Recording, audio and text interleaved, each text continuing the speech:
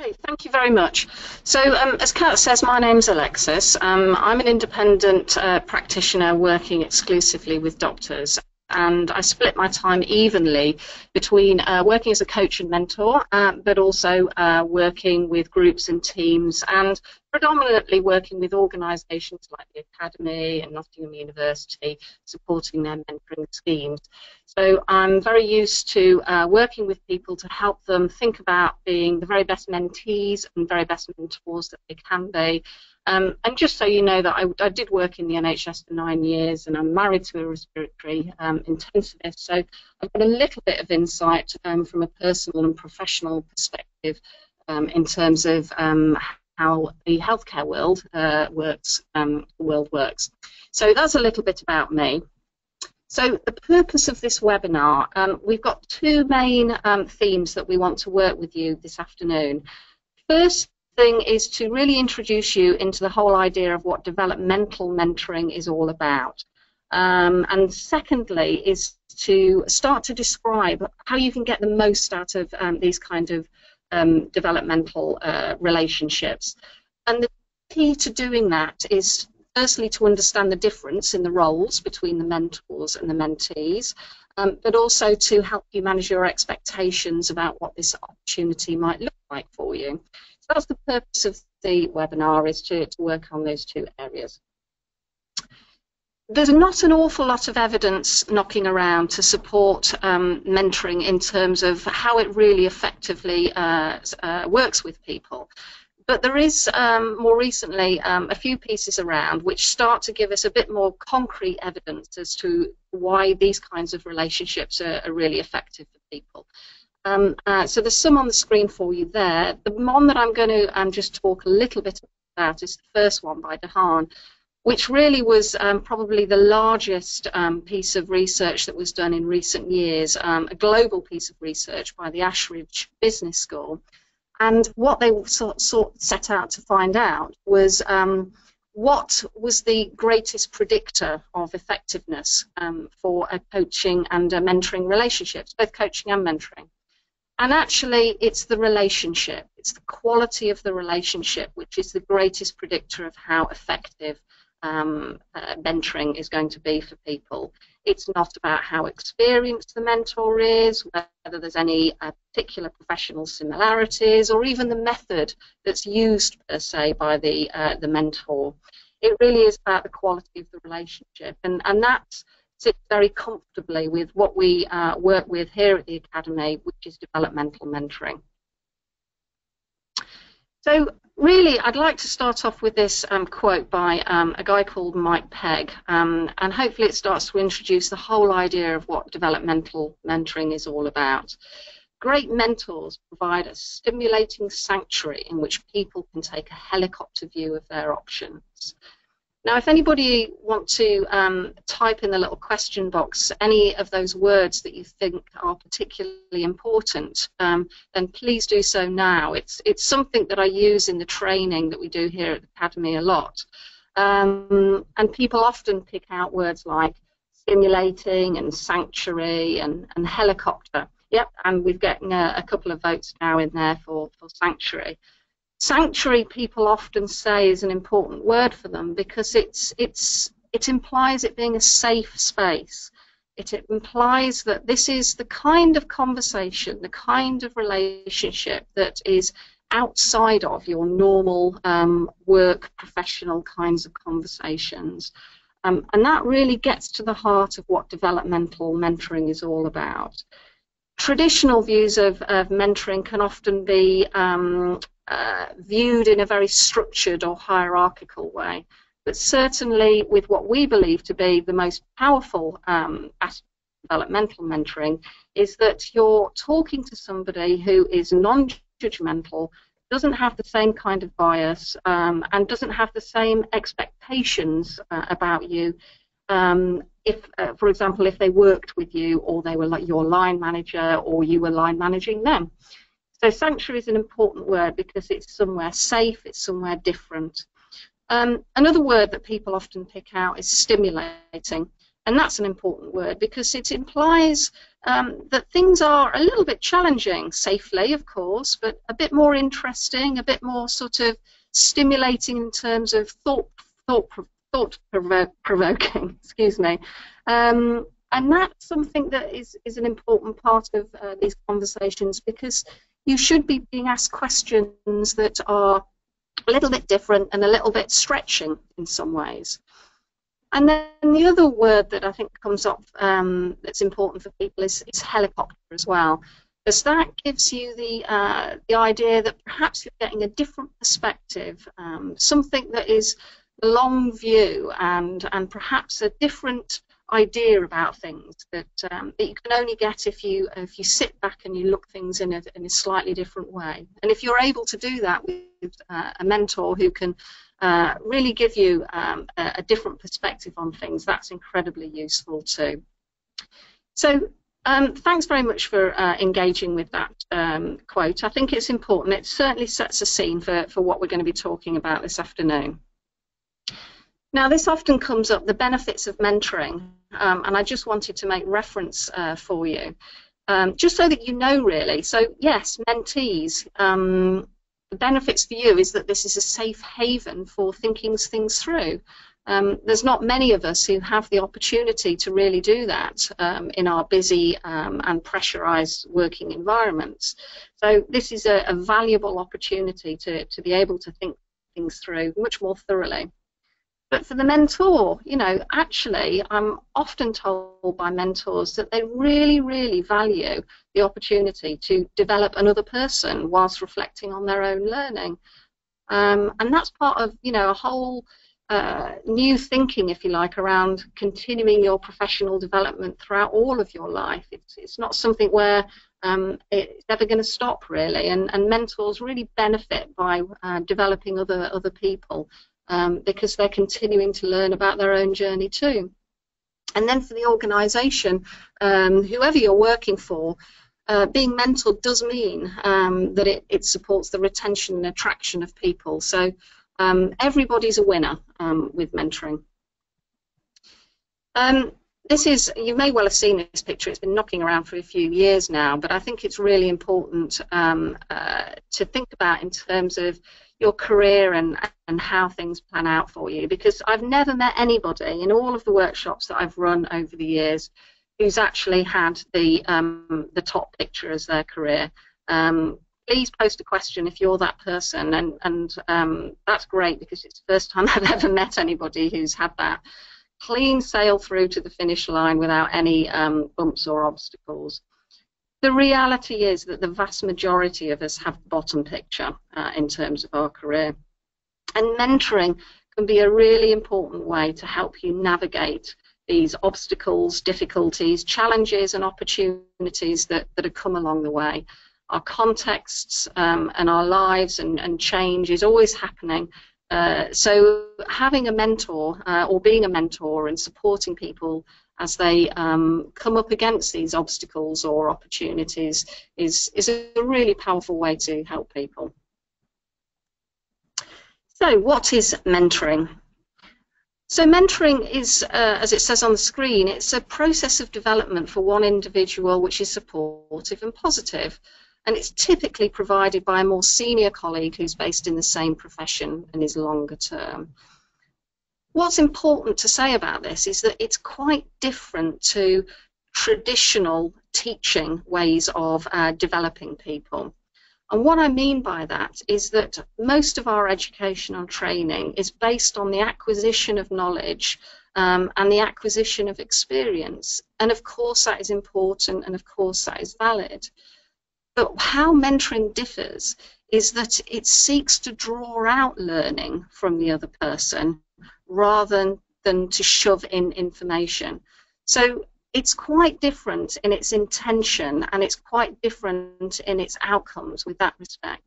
And that's how I support mentors when they're becoming trained mentors, is by helping people understand that they're not necessarily there to just tell people what to do or to tell people what they did and follow in my footsteps.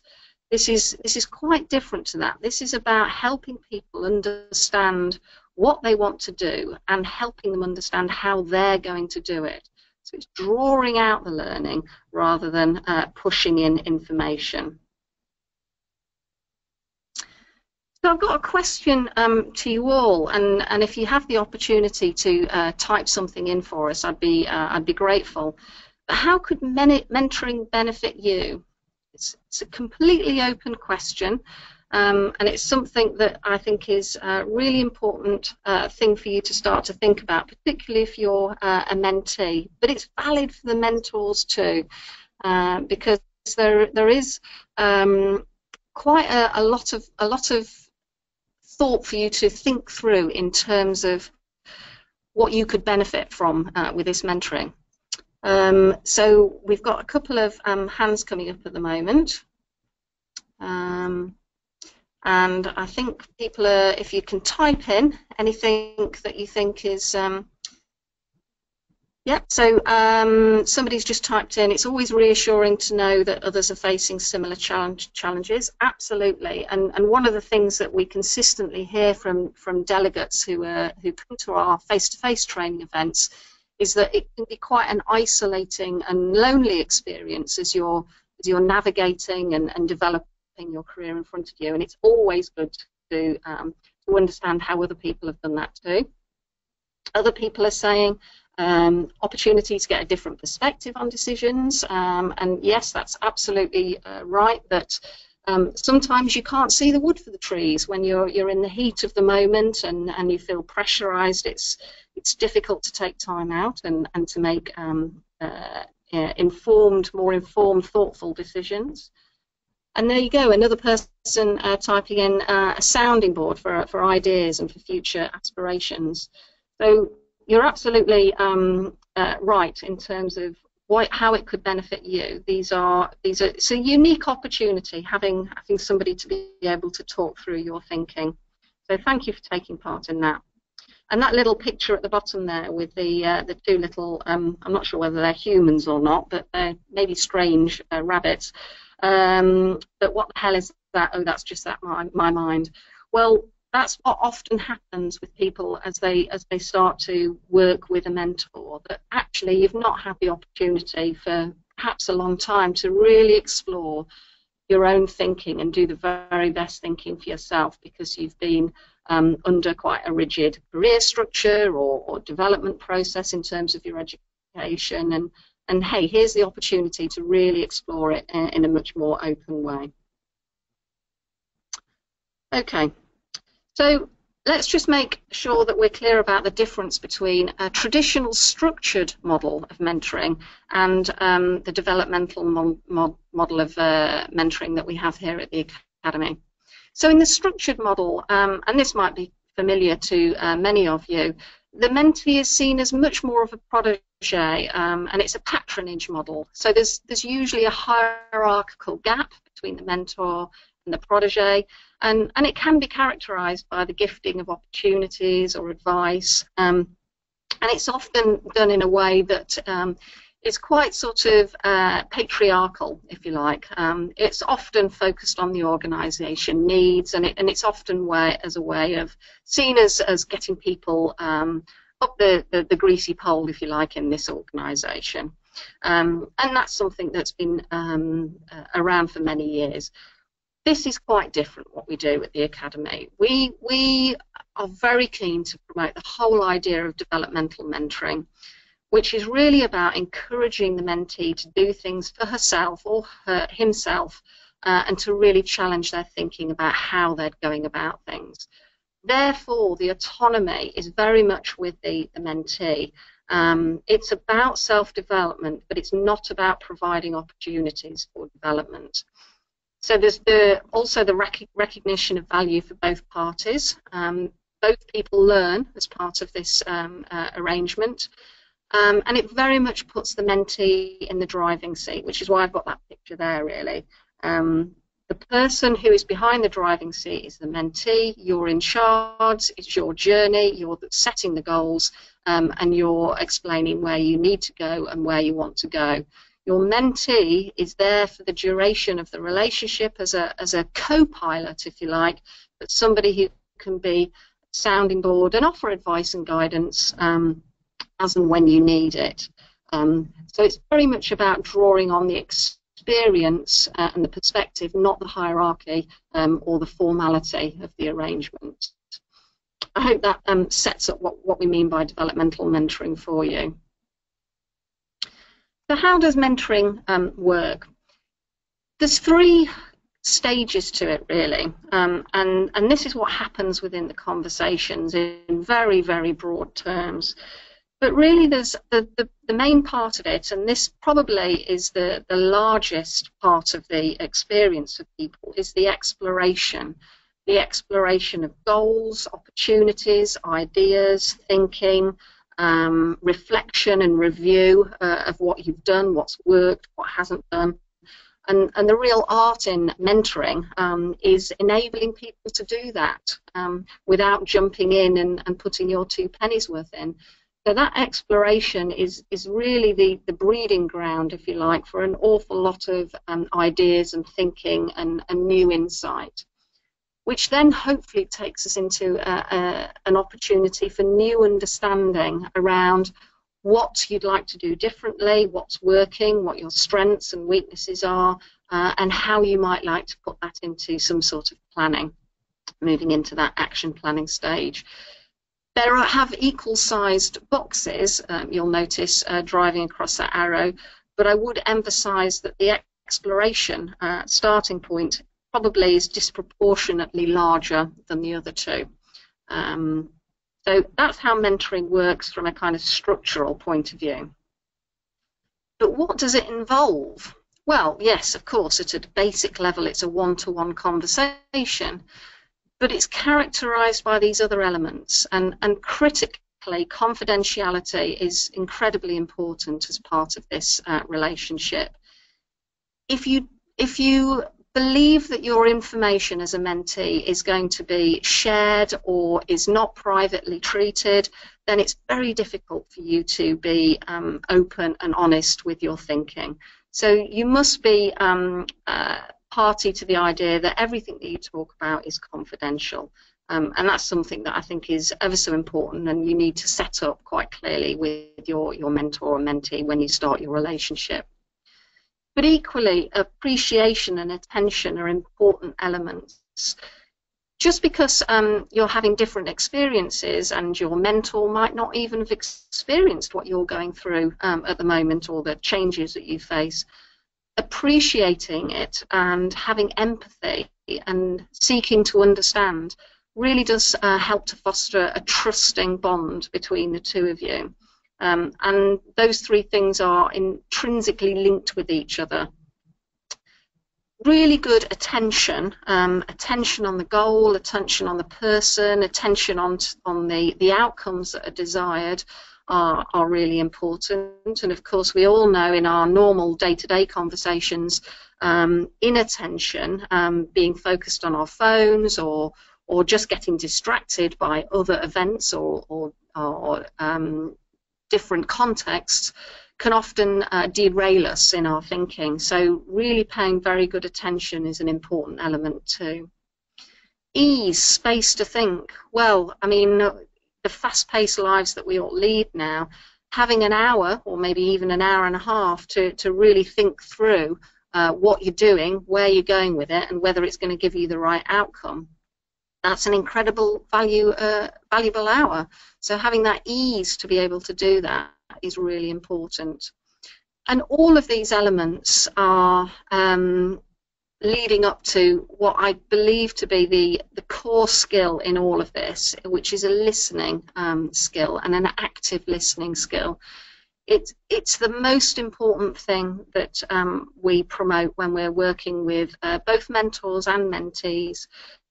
But our ability to listen really well to each other is what helps us develop these relationships, these conversations, and really boost the quality of the relationship very importantly.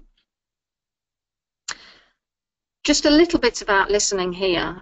What we often do in our normal conversations is that we assume what the other person is going to say next.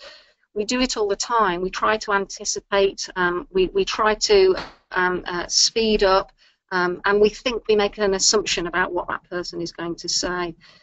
And then what we're doing is we're just waiting our turn to speak, and we're waiting for that pause or that break or that draw of breath so that we can jump in and interrupt and give our two pennies worth.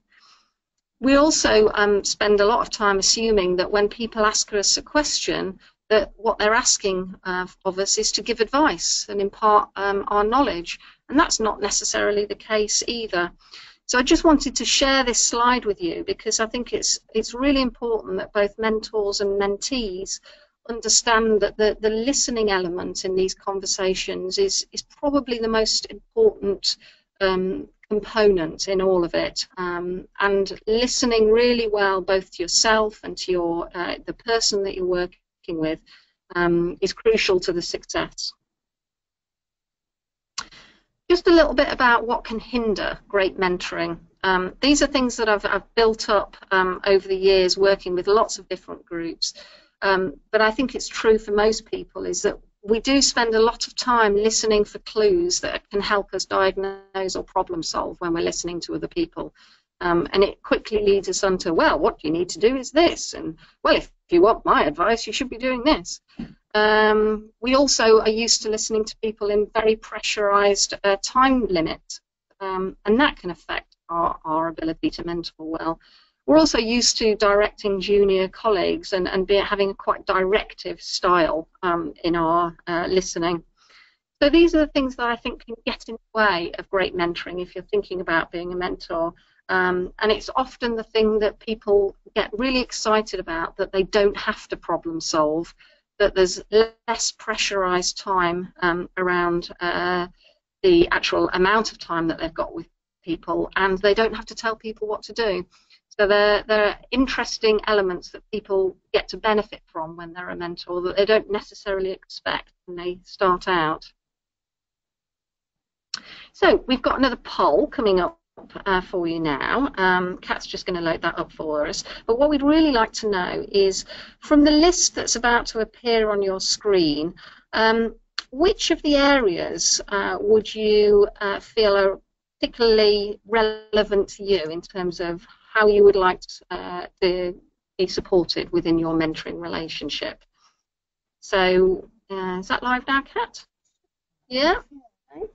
So I'll just give you a few minutes just to have a read through the list and see which ones might be relevant to you. You can click more than one if you want. People still reading what they've got.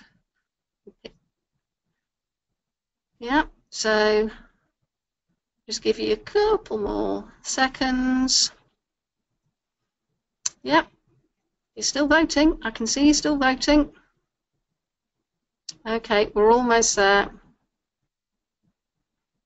Perfect. Okay, right. So we've got 93% of people who took part in that say that it's about your academic career progression and development. But we've also got the second one there is around research funding applications, work-life balance, always a hot potato there. And then coming in next to last, day-to-day workplace and research issues, and then management and work relationship issues. So, you know, you get a feel for those, that they're the kinds of things that people typically bring to the mentoring relationship.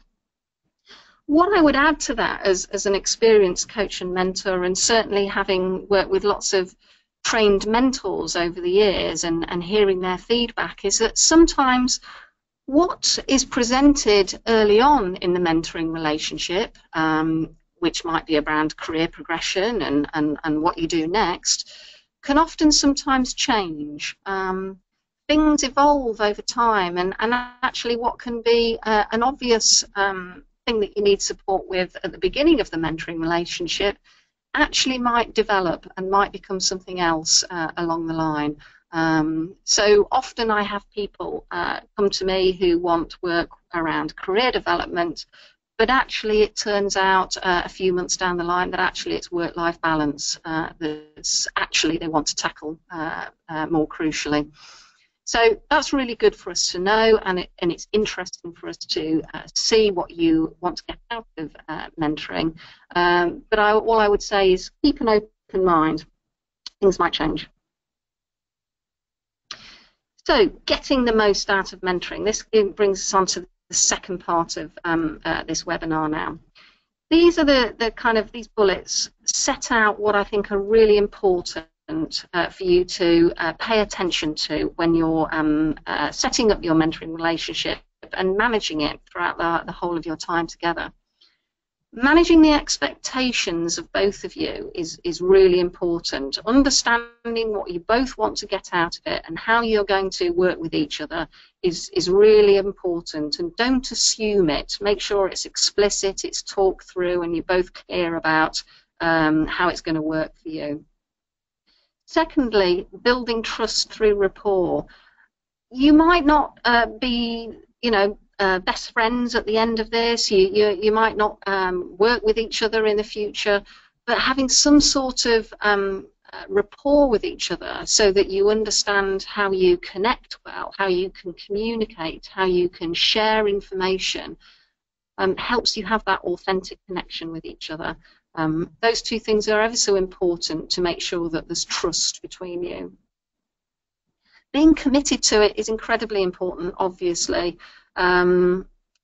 This is something that you're both doing in a sense out of your voluntary time that you have, and so being clear about why you're committed to it and what you're getting out of it and what your desired outcomes are really important, and it helps you make sure that you stay engaged throughout the process.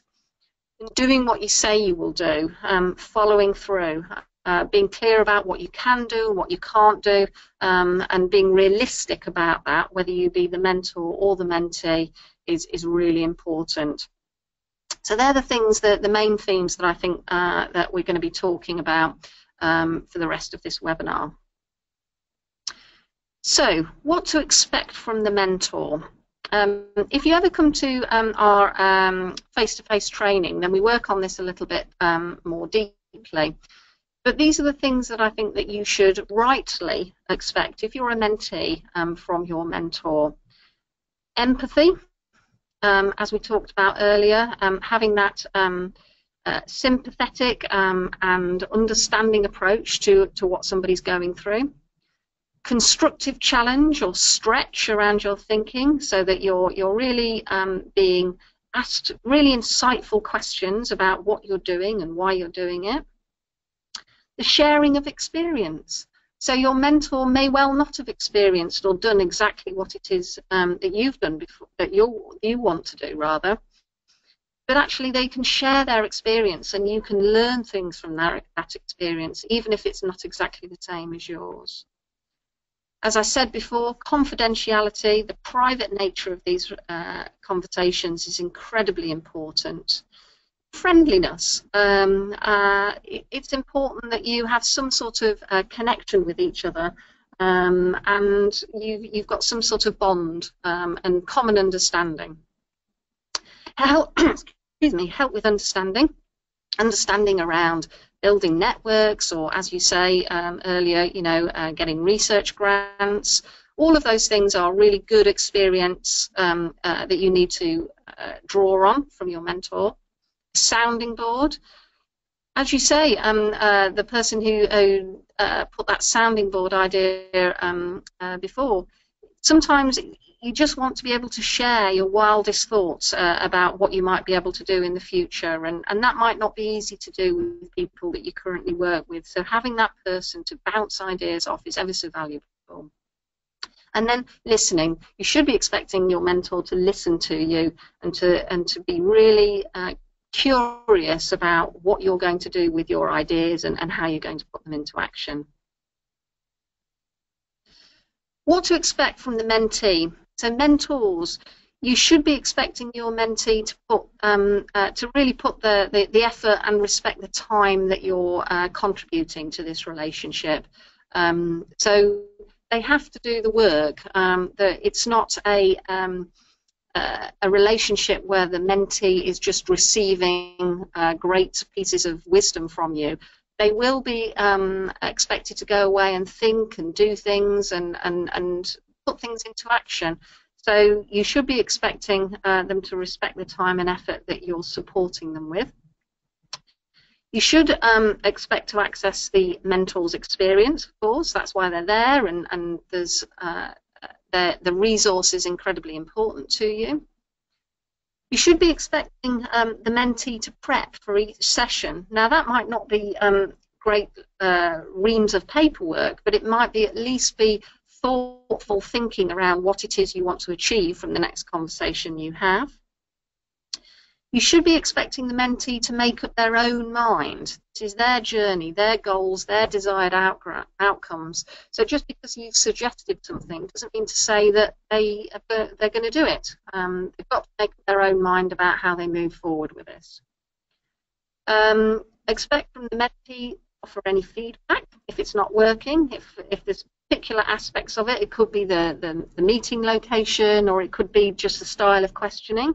But you should be able to have that conversation with each other. And certainly the mentee should be managing the relationship. And what I mean by that is initiating the reminders around when you're meeting next, or the transference of any admin between you. Don't panic here. I'm not expecting large pieces of work to be done and email to each other. But as I say, the mentee is in the driving seat here, so it's important that they make sure that they're leading this relationship. That's what we mean by that. Just to say at this point, as the questions as they come through, we're going to tackle those at the end. So don't worry if you've put a couple of questions up already. We're going to be working with those at the end. So a little bit now about the role of the mentor. These are all of the kinds of roles that we think are often delivered by mentors. So the sounding board, the role model, the challenger, the career counsellor, development and professional advisors, critical friend, help with accessing networks and being a facilitator for that kind of thinking. And you know, all of those things could be needed by somebody, or just one of them. And it's important sometimes to think about, if you're a mentor, which one of those things are you most comfortable with? You might not be comfortable with role model, and you really might not be comfortable with the whole network facilitator thing. But you might be very comfortable being a sounding board and a challenger, for example. And equally, from the mentee's point of view, which one of these things do you think is really relevant to you? You know, do you want somebody who's actually a really good critical friend and who can really challenge you and your thinking around what you're doing and how you're doing it? Or actually, do you just need somebody to listen to you? Do you just need that sounding board who's not going to tell you what to do, who's not going to give you any kind of advice, but who just gives you really sound ideas around different options and perspectives, and helps you think through your ideas? So, you know, whether you be a mentor or a mentee, think about those roles and which ones might be relevant to you and your experience. And the role of the mentee, as I say, be responsible for leading this relationship, and that means you might have to go away and do things that you've decided you want to change or put into action in between sessions. So, you know, go away and do them. They're your things. You're not doing this for the benefit of the mentor. You're doing this for your own benefit. So it is your responsibility to think about how you put those into action. Obviously, respect and make time for the sessions. We've already covered that. But be reflective and be open with your thoughts. I think that's not something we're necessarily used to much these days. It's not often we get the opportunity to be really open about what our ideas are and our thinking is about ourselves and our professional life. And if you've built up that rapport and that trust with your mentor, then be really open with them about what you want to do, because if they've got the whole picture, they can help you deal with the whole picture. Also, be committed to your learning. This is a really powerful learning opportunity for you. It's quite different to just going on a day course. So really think about what you want to get out of it and what your learning plan is for this opportunity. And as I say, prepare and implement your actions. They're your actions, so work with them and do what you say you're going to do. So that's the role of the mentor and the mentee. All of this is really about trust. It's about building rapport and trust, because they're the kind of the bedrock foundations of this relationship you have between the mentor and the mentee. And that's characterized by having focus. You know what you're both working on. You've got a goal. Yeah, it's got a purpose to it. It's not just a nice chat. You've got empathy between you, understanding. There's some sort of authentic connection so that you understand each other and you have that friendliness with each other. And you're keen for that empowerment aspect, that this is about empowering other people to do the very best for themselves. So that's an important theme that I think runs through all of this, and that's what really developmental mentoring is all about. Just so you know, these relationships have a finite amount of time associated with them. We have a kind of flexible approach at the Academy to how long they would last for. But if that's 6 months or a year or 18 months, that depends on you and your circumstances. But in terms of the phases of the relationship, these are the kind of stages that typically occur. So in that early first meeting, if you like, then building rapport, establishing, you know, how you're going to work with each other and what the connection is between you is ever so important. But that quickly moves into setting direction. Okay, so what are we working on? What's the outcome? What's the purpose of this conversation? How can I help you? What do you really need to get out of it? What kind of a mentor do you need? That's really important as well. The large part of the relationship is about the progression of the learning and thinking about really making sure that things are put into action and that there's review and reflection and progression throughout the learning. And then typically we move to a point at which we start to wind up because we're not fostering dependence here. We're trying to build independence with people. So you start to wind up and you move to a stage which is about moving on. So these are not lifelong relationships necessarily, although I know some people do end up being friends for years afterwards. But it is important to understand the boundaries and the progression about how these things move over time. So just to really be clear about the level of responsibility. For the mentor, your responsibility is to make sure that what happens in the mentoring conversation is really focused and purposeful for the mentee. And the mentee, it's your responsibility to do whatever you need to do between the sessions. So a little bit of question to you all now then, just to see what you think about what we've talked about so far. So we've talked about the roles of the mentor, the mentee. We've talked about what to expect from the mentor and the mentee. So is there anything that you think you would find challenging in mentoring? Regardless of whether you're a mentee or a mentee, what might you find challenging about being a mentee or a mentor? Is it because you're very comfortable being a role model and you don't want to be a sounding board, or what sort of aspects might be challenging for you? It's an important question for you to perhaps reflect on. So somebody's just, I think Marianne has just said, making sure the conversation remains non-directive. Absolutely, and you know, good insight, Marianne, because it is, for all of us when we first start training to be a coach or a mentor, it is the hardest thing to do is to not tell people what to do. But it's ever so refreshing when you get used to it and can be really rewarding. We've got somebody else saying, say one thing in mentoring meeting and doing another when back into my own world. Yeah, absolutely. So sticking to it and really being committed to what you have said that you're going to do. Also, we've got Catherine says, fear of being judged by an expert in my field and opening up without anxiety, that looking foolish. Absolutely, yes. And that's why that first meeting, that building rapport, is really important, because, you know, if you're a mentor and you're worried about being too directive, you can say that to your mentee and say, you know what, I'm ever so good at giving advice and being ever so directive. If you see me doing it, stop me. You can work together on that.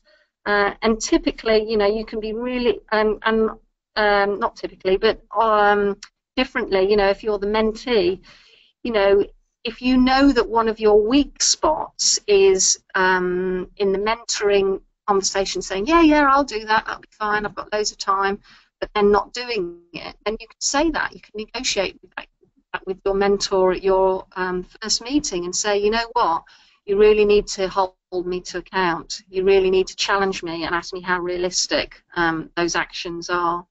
So, yeah, really good observations from you all. Thank you.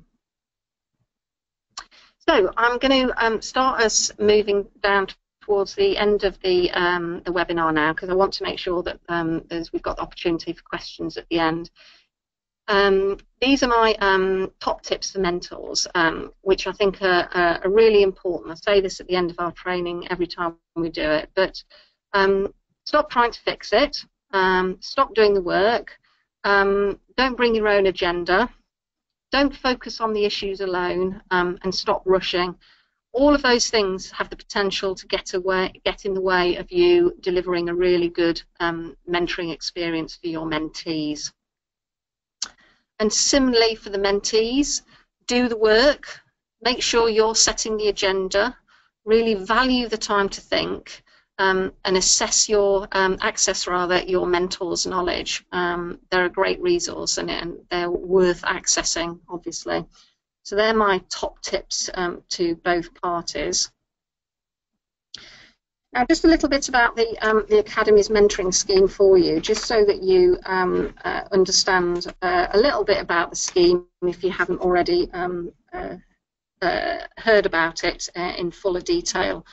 Obviously, it's been around since 2002, and it really is at the heart of our support for academic career development. We've got lots of hinders which are there on the screen, and obviously the web address is there, and our email address too. So it's one of the most robust and well-established mentoring schemes in the UK, as far as I can see, and is incredibly successful in supporting both mentors and mentees to really flourish and get the very best out of this experience. So you've come to the right place in terms of how well we're doing in terms of providing a resource for you. In terms of where we are today with the scheme, obviously, as I've been talking about this afternoon, it's very much comes from the developmental mentoring style, and the mentee selects and nominates a mentor. So different mentoring schemes will have different ways of doing this, but this is very much a mentee selecting and nominating a mentor. It's outside of your normal professional working life institution, and it's relatively light touch. So you don't have to report back to us, you don't have to tell us what's happening. Once you're up and running with your person, then we're not going to hassle you for information.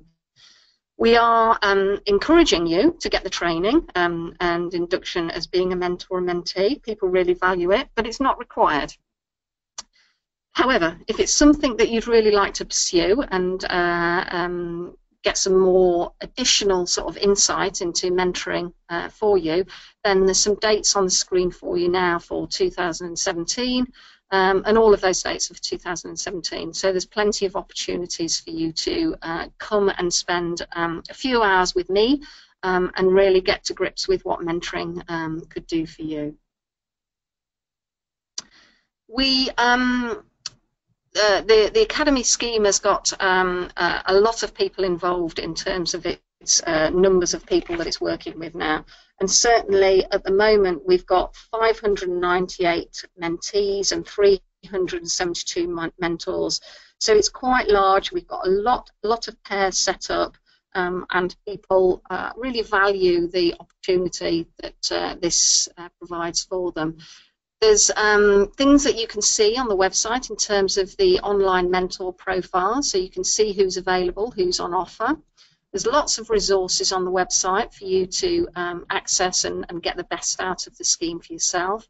And if you've got any eligibility questions, then Kat's the woman who can answer those, not me. And she can talk to you about how you can access the scheme. And lastly, just some stats for you really, that when we've done the evaluation on our scheme, 97% are satisfied with their experience in terms of the mentoring. 96 of respondents would recommend our scheme, and 90% are confident that their mentoring will help. And a nice quote there from Dr. Tan, who's been a part of our scheme, and just how effective it's been from a professional point of view for her. There's some links there for you in terms of the resources and information that are available on the website, so you can have a look at those in your own time. But there is a lot of information on the website. It's worth having a look at. So we're at the questions point of the webinar now. I wanted to give plenty of time for people to be able to fire away. Either myself or Kat, we're poised to answer your questions, or any other observations or thoughts that you might have about mentoring, the Academy scheme, or anything in the webinar that we've just had that would be useful for us to ask us now.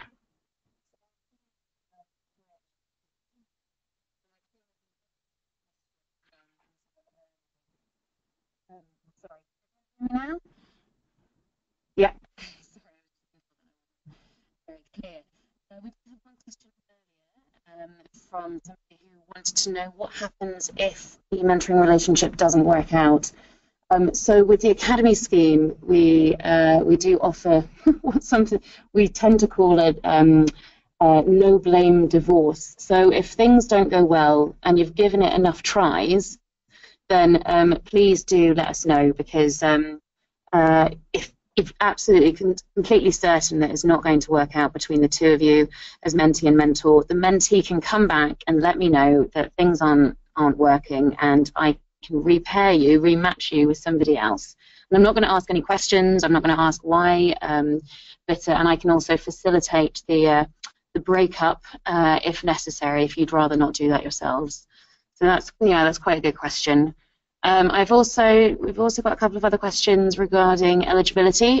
So just to let you know that I will respond to those after the webinar. Any other questions? Please do just type them in the Q&A bit. No? Okay.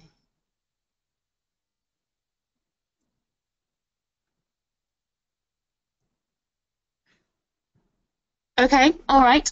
So no questions. I think Alexis has been remarkably comprehensive with the which is great. Okay, so thanks for listening. We're going to close down the webinar now. You will be emailed a recording of the webinar afterwards, and please do feel free to share this with anyone if you'd like. And I'm sorry, I'm just making sure the volume is okay. Please do feel free to make sure to share that with anybody you want to. We also will put the recording up on the website on the mentoring resources page. In the meantime, if you have any other questions, then you can. I'll just go back to this previous one. You can email our email address, mentoring@acmedsci.ac.uk, and a lot of you already are in touch with me directly, so so you know how to contact me. Okay, many thanks. I hope you enjoyed it. Thank you.